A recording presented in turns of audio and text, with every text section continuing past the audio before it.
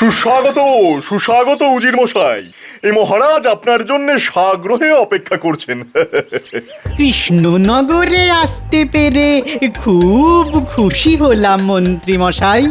ভারী চমৎকার আপনাদের নগর। আসলে উজির মশাই, আমি মন্ত্রী হওয়ার পর চেষ্টা করেছি এই নগর পরিষ্কার পরিচ্ছন্ন রাখতে। এক সপ্তাহ আগে এলেই এমনটি দেখতে পেতেন না। থাক থাক, উনি সুবে বাংলার নবাবের খাস উজির, সবার সবকিছুরই খবর রাখেন। তাকে নিজের গুণগান করাটা বন্ধ করুন তো। এখন চলুন, উজির মশাইকে আর কতক্ষণ বাইরে দাঁড় করিয়ে রাখবেন? তাই চলুন, তাই চলুন। মহারাজ নিশ্চয়ই অধীর আগ্রহে অপেক্ষা করে আছেন।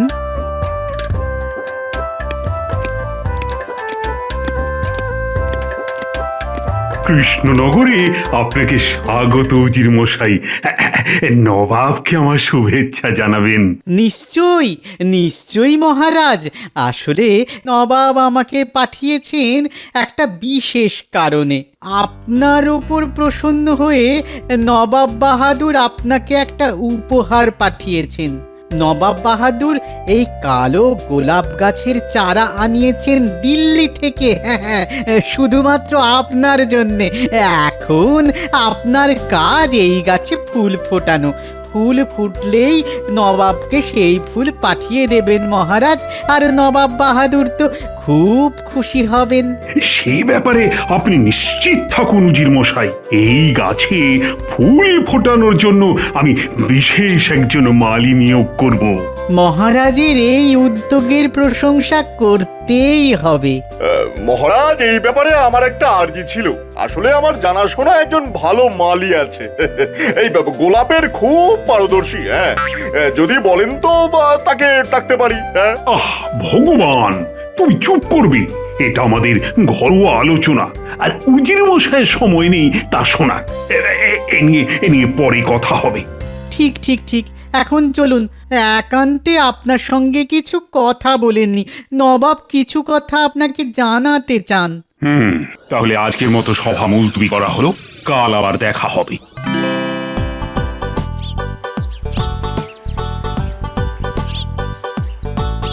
মহারাজের মেজাজটা আজ ঠিক নেই, কিন্তু কালকেই ঠিক হয়ে যাবে। তখন কথাটা পেরে দেখব।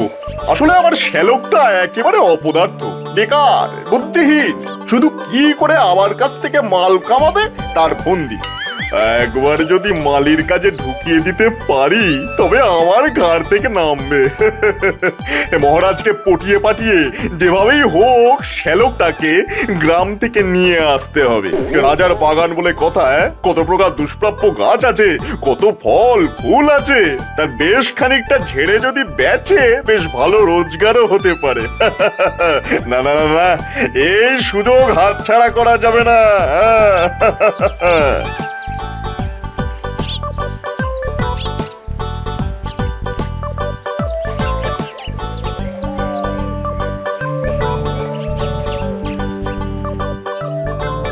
বেটা ভগবানের নিশ্চয়ই কোনো মতলব আছে, নইলে নবাবের দেওয়া গোলাপের দেখাশোনা করার জন্য কোনো মালি তার জানা আছে এমন তো কখনো শুনিনি। ও এমন একজনকে ঢোকাবে, সে আসলে একজন চোর। গোলাপের পাশাপাশি দুর্মূল্য গাছও পাচার করতে পারে। না, এর একটা বিহিত করতে হবে। আরে পুঁটির বাবাই তো আছে, ও তো সারাদিন বাগান নিয়েই আছে। ফুল ফোটাতে দারুণ ওস্তাদ। ওকেই তো রাজবাড়িতে মালি হিসেবে নিয়োগ করা যেতে পারে। দেখি মহারাজ কি বলেন। আরে তুমি যে এত ভালো বাগান করতে পারো এতদিন তা লক্ষ্যই করিনি। গোলাপ কখনো ফুটিয়েছো? কেন ফোটাবো না গোপাল দাদা? ওই দেখো, ওই দেখো, আমাদের বাগানেই তো কত গোলাপ ফুটে আছে। টুকটুকে লাল, গাঢ় লাল, সাদা। তুমি বাবা রাজসভা নিয়ে এত ব্যস্ত থাকো যে নিজের বাগানের দিকেই নজর দাও না। একটা কালো গোলাপ পেলে দেখিয়ে দিতাম গোলাপ চাষ কিভাবে করতে হয়। বাহ, আরে তুমি তো সোনা ফলিয়েছো। আচ্ছা শোনো, তোমাকে যদি কালো গোলাপের গাছ দেওয়া হয়, তুমি তাতে ভালো গোলাপ ফোটাতে পারবে? দাদু, বাবার ওপর ভরসা রাখতে পারো। এমন ফুল ফোটাবে না সবার চোখ জুড়িয়ে যাবে। তাহলে শোনো, কাল তুমি আমার সঙ্গে রাজবাড়িতে যাবে, সঙ্গে নিয়ে যাবে সবচাইতে সেরা গোলাপের সাজি। আমি যখন ডাকবো তখন যাবে, মহারাজকে দেখাবে ফুল। মহারাজ যদি জিজ্ঞেস করেন কিভাবে এই ফুল হলো, তুমি বুঝিয়ে দেবে। কেমন? কি মজা কি মজা, বাবা এবার থেকে রাজার বাড়ির মালি হবে। আরে চুপ চুপ, এই কথা খবরদার কাউকে বলবি না। আরে আমার তো শত্রু কম নেই, তাই সাবধান করে দিচ্ছি। আচ্ছা গিন্নি, তোমার একটা হাবাগোবা ভাই আছে না? তোমার একটা অপকণ্ড ভাগ্নে আছে না? কি আশ্চর্য, তোমার ভাইয়ের খোঁজ নিচ্ছি, তার সঙ্গে আমার ভাগ্নের সম্পর্ক কি? আহ, আমার ভাইকে অপদার্থ বলবে আর আমি কিচ্ছু বলবো না? আরে গিন্নি, আমি তার জন্য একটা কাজের ব্যবস্থা করেছি, তাই জিজ্ঞাসা করছি। তা সে গ্রামে করেটা কি? চাষবাস করে না, সারাদিন ডাঙ্গুলি খেলে আর গান্ডে পিন্ডে ভাত গেলে, আর কি করে শুনি? আমার বাপের পয়সায় খায়, তোমার তাতে কি? না না, আমার কিছু নয়, তবে তোমার ভাই এলেই আমার বটুয়া থেকে পয়সা যেন কেউ গেড়িয়ে দেয়, তাই আমার নিশ্চয়ই কিছু একটা আসে যায় গিন্নি। তোমার ভাই বলেই কিছু বলি না, না হলে মেরে দাঁত ভেঙে দিতাম। হ্যাঁ, এ কার দাঁত ভাঙে পরে দেখা যাবে। আর শোনো, আমি বাপের বাড়ি চললাম, ফিরবো ভাইকে নিয়ে। এখন থেকে ভাই এখানেই থাকবে, এ আমি স্পষ্ট করে বলে দিচ্ছি। তবে সব কথাতে যেমন খেঁচিয়ে থাকো কেন? বলি তোমার ভাই কি চাষবাস করতে জানে? না, জানে না, ওর স্বপ্ন তোমার মতো মূর্খ মন্ত্রী হবে। আবার ফুট কাটছো। আরে যা বলছি তা মন দিয়ে শোনো, রাজবাড়িতে একজন মালি লাগবে, গোলাপ গাছে যে ফুল ফোটাতে পারে, বুঝেছো? ভাবছিলাম তোমার ভাইকে যদি সেখানে লাগিয়ে দেওয়া যায়, ভালো ভালো ফুল আর দামি দামি গাছ গেড়িয়ে দেবে, আর তুমি চুপি চুপি বেঁচে আসবে, ভালো পয়সা আসবে গো। মতলবটা ভালো বার করেছি না? ও, তোমার কি বুদ্ধি গো, আগে বলনি কেন? শোনো, আমরা ভোর রাতেই বেরিয়ে যাব। হ্যাঁ,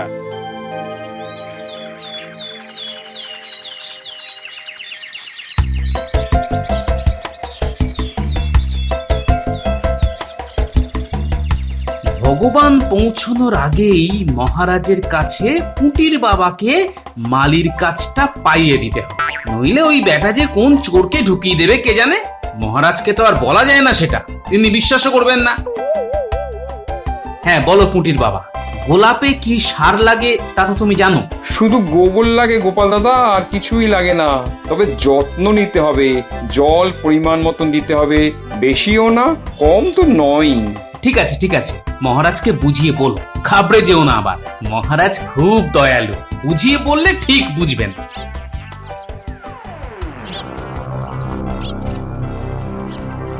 কি ব্যাপার, গোপাল গোপাল পুঁটির বাবাকে নিয়ে এত সকাল সকাল রাজবাড়িতে যাচ্ছে? কোনোদিন তো ঠিক সময়ে আসে না, নিশ্চয়ই কোনো মতলব আছে। পুঁটির বাবাকে কি ওই মালির কাজটা পাইয়ে দিতে যাচ্ছে? যাই, ভগবানকে খবরটা দিয়ে আসি। দেখো, আমার মান রেখো, এটা কিন্তু কালো গোলাপ। নবাব বাহাদুর মহারাজকে উপহার পাঠিয়েছেন, ভালো ফুল ফোটাতে হবে, বুঝেছো? তোমার একটা ব্যবস্থা করে দিতে পারলে তবেই আমার শান্তি। তোমাদের জন্য তো আর কিছুই রেখে যেতে পারলাম না। গোপাল দাদা, এসব কি অলক্ষণে কথা বলছো? যা কিছু শিখেছি সব তো তোমার কাছ থেকেই। পাঠশালায় পড়িয়েছো, টলে গেছি, তুমি আমায় শিক্ষিত করেছো, এটা কি কম কিছু? এতদিন খাইয়েছো, আমার বিয়ে দিয়েছো, বড় করেছো, এটা কি কিছু রেখে যাওয়া নয়? মন্ত্রী মশাই, ও মন্ত্রী মশাই, আরে আরে এদিকে যে সর্বনাশ হয়ে গেল। বৌমা, ও বৌমা, আরে তুমিও কি কালা হয়ে গেলে? নিশ্চয়ই মালির খোঁজে বেরিয়েছে। এদিকে গোপাল আবার ওই পুঁটির বাবাকে মালি বানিয়ে দেবে, দুজনেই রাজবাড়িতে। এবার তো গোপালের নাগাল কেউই পাবে না, ধরাকে সরা জ্ঞান করবে। আরে আরে গোপাল, তুই কি মূর্খ রে? আরে একটু সবুর কর, মহারাজের কাছ থেকে আগে অনুমতিটা নিয়ে নে, তারপর তো আনতে যাবি। যাগ্গে আমার আর কি। তোর ফাঁদে তুই পড়লি, তো আমি কি করতে পারি?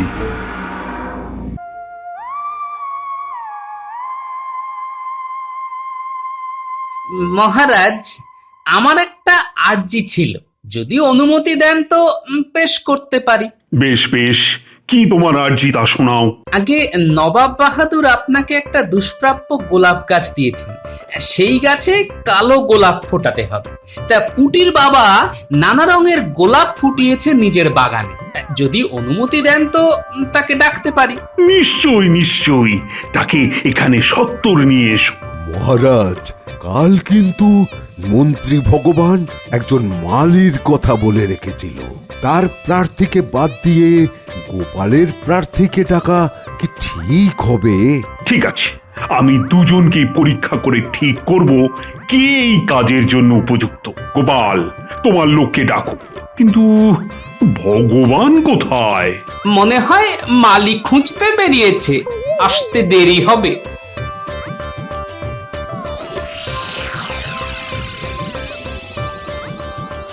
আরে, এ তো তোমার আদরের নাতনি পুটির বাবা। তা ও কবে থেকে গোলাপ চাষ শিখলো?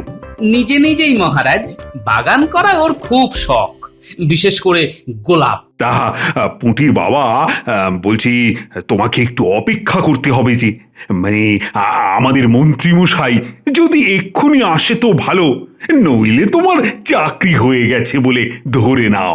মহারাজ, আমি কারোর চাকরির সুপারিশ করতে আসিনি, এসেছি এমন গোলাপ নবাবকে উপহার দিতে যাতে তিনি সন্তুষ্ট হন। পুটির বাবা গোলাপ ফুটিয়েই বিদায় নেবে। কে বিদায় নেবে আর কে নয় তার সিদ্ধান্ত কি তুমি নেবে না আমি?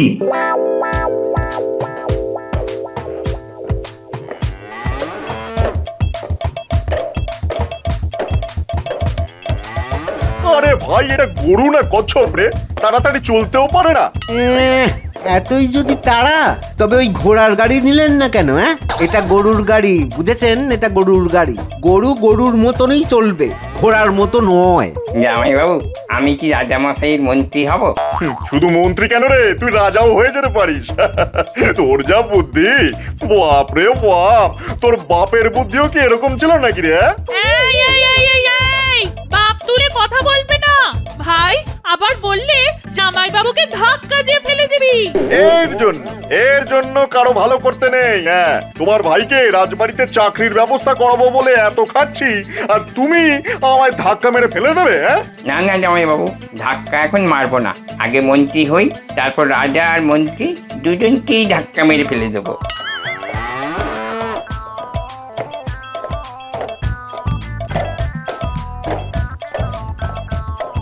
না বই তো, আর অপেক্ষা করা যাবে না।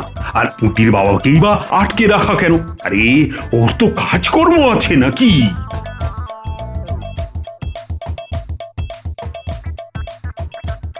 কি ব্যাপার ভগবান, মালি পাওয়া গেল?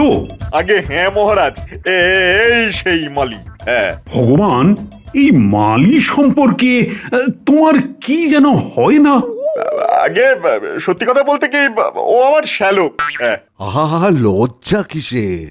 নিশ্চয়ই নিশ্চয়ই, রাজবাড়ি সবার জন্য উন্মুক্ত, কিন্তু আমি পরীক্ষা নেব, আর যে উত্তীর্ণ করবে সেই পাবে গোলাপ চাষের সুযোগ। তাহা তোমার এই শ্যালক রত্নটির নাম কি? আমি বলছি মহারাজ, আমার অনেক নাম। বাবা আমায় ছাগল বলে ডাকে, মা গরু, পাড়ার লোকেরা বলে গাধা, একসময় পণ্ডিত মশাই আমাকে উল্লুক বলেও ডাকতো। ব্যাস ব্যাস ব্যাস, আর দরকার নেই। তা তুমি কখনো গোলাপ গাছ দেখেছো? কি বলছেন মহারাজ, গোলাপ গাছে উঠে কত কত দোল খেয়েছি। ঠিক আছে ঠিক আছে, তা তুমি তো কলা গাছেও দোল খেয়েছো। আগে হ্যাঁ মহারাজ, দেখবেন? না না না, এখন নয়, তুমি মন্ত্রী হলে তখন দেখিও। এবার যাও যাও, তুমি বাইরে গিয়ে বসো। তাহলে গোপাল, পুটির বাবাকে বলো কাল থেকেই কাজ শুরু করতে।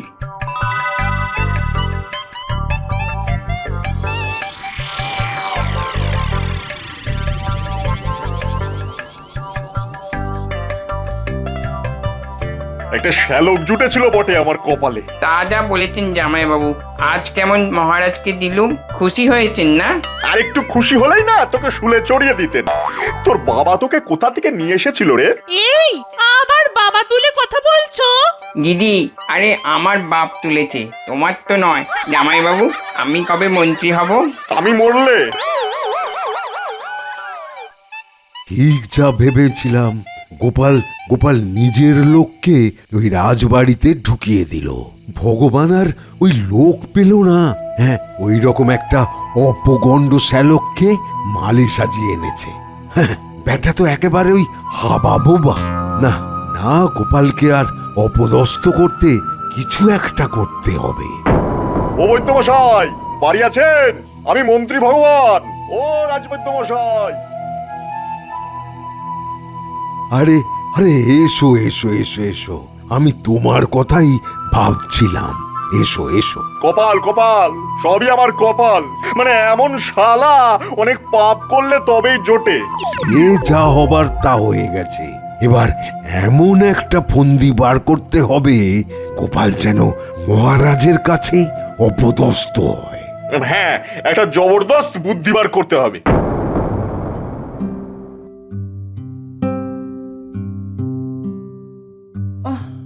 ওগো ওগো, আমার মাথায় খুব যন্ত্রণা করছে।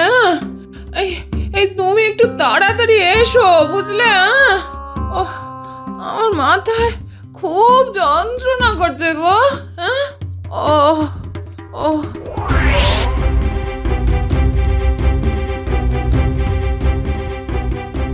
শোনো, একটা ফন্দি মাথায় এসেছে। গাছটা বড় হোক, এখন কিছু করবার দরকার নেই। কুড়ি এলে যেদিন মহারাজ তা দেখতে আসবেন সেই রাতেই বদল করে দেব। মহারাজ এসে দেখবেন গোলাপের কুড়ি নয়, আকন্দ ফুটে আছে। আচ্ছা, তাহলে এই মতলব। হ্যাঁ, ঠিক আছে, আমিও দেখে নেব। কিন্তু তার আগে অন্য কোনো বৈদ্যকে নিয়ে বাড়ি যেতে হবে। গিন্দির হঠাৎ যে কি হলো।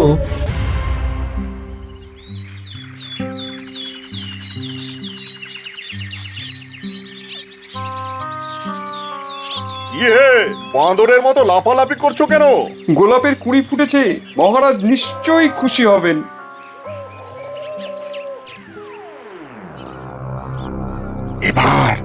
এবার সময় হয়ে গেছে, তাড়াতাড়ি কাজটা করে ফেলতে হবে।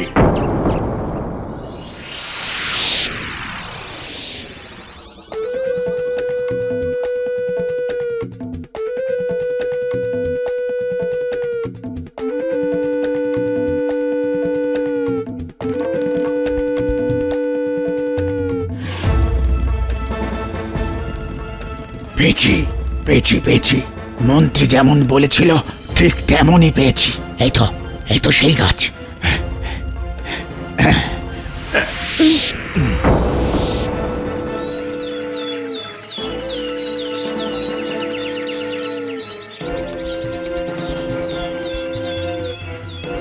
কি হে মালি, তোমার গোলাপ দেখাও।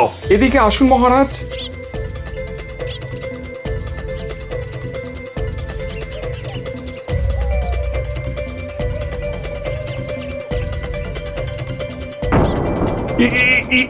কি গোলাপ কোথায়? এ তো ধূত্র ফুল ফুটে আছে।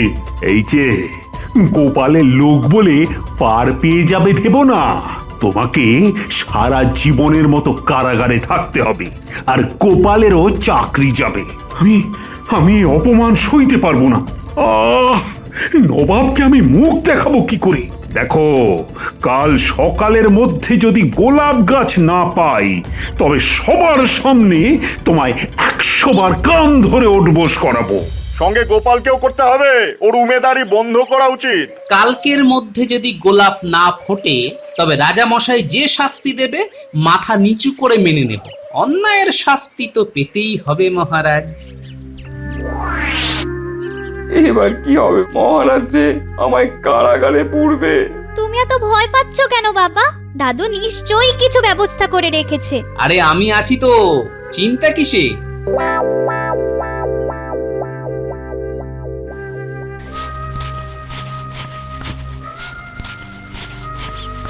কি হে গোপাল, গোলাপ কোথায়? ওই দেখুন কেমন ফুল ফুটেছে। বাকি কুঁড়িগুলি দেখুন ফোটার অপেক্ষায় আছে।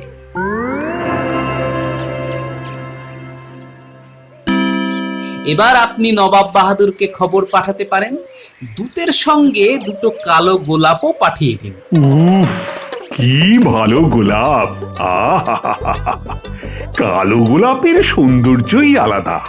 গোপাল, পুঁটির বাবা চাকরি আমি পাকা করে দিলাম, আর বেতনও দ্বিগুণের বেশি হয়ে যাবে। আচ্ছা, সেদিন তাহলে কি দেখলাম? ষড়যন্ত্র মহারাজ।